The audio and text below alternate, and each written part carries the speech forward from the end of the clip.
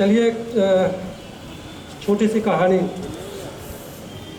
इस कहानी के माध्यम से मनोरंजन भी होगा और कुछ हमें अच्छी जानकारी भी मिलेगी। एक बार जंगल के राजा शेर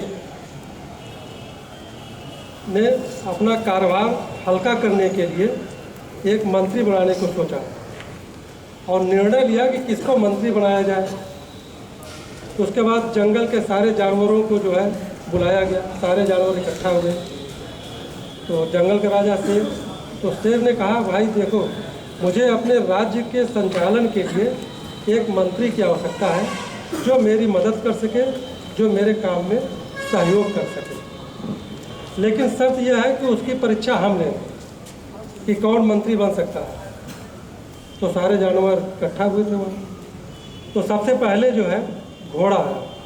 तो घोड़े ने कहा शेर से कि महाराज, यदि आप मुझे योग्य समझते हो, यदि आप मुझे काबिल समझते हो, तो आप मुझे मंत्री पद दे सकते हैं। तो शेर ने कहा ठीक है, लेकिन तुम्हें मंत्री पद देने से पहले तो हमारे प्रश्न का जवाब दो।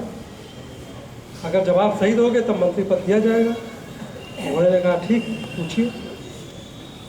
तो शेर ने कहा, बताओ मेरे मुंह से कैसी गंध आ रही है, मेरे मुंह से कैसी गंध आ रही है।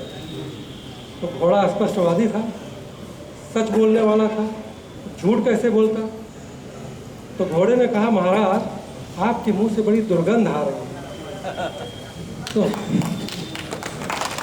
शेर ने कहा, तुम मंत्री पद के योग्य नहीं हो, तुमने सीधे तौर पर हमारी अवमानना की है, हमारी आलोचना की है, तुम्हें मंत्री पद नहीं दिया जा सकता। उसके बाद कुछ झिझकते हुए जो है गधा आया। तो गधे से भी वही प्रश्न पूछा गया। तो गधे ने भी वही घोड़े वाला उत्तर दोहरा दिया। फिर उसके बाद जो है सूअर आया। तो सूअर ने कहा, महाराज यदि आप मुझे योग्य और काबिल समझते हो या पद दे सकते हैं। तो शेर ने कहा ठीक है, बताओ मेरे मुंह से कैसी गंध आ रही है। तो सूअर बोला, महाराज आपके मुंह से तो बड़ी सुगंध आ रही है। अब ऐसा लग रहा है कि सैकड़ों सुगंधित फूल एक साथ अपनी सुगंध बिखेर रहे हैं। तो राजा बोला, तुमने तो सीधे सीधे हमारी चापलूसी की है, मैं तुम्हें मंत्री पद नहीं दे सकता हूँ। तुमने सीधे जो है चापलूसी की है, चाटकारिता की है, तुम मंत्री पद के योग्य नहीं। इस तरह बारी बारी से एक एक जानवर आते गए। तो सबसे अंत में जो है एक लोमड़ी आई। तो राजा ने कहा, भाई देखो, हमारे सामने छोटे और बड़े का कोई मतलब नहीं है कि तुम कद काठी में छोटे हो तो तुमको मंत्री पद नहीं दिया जाता है।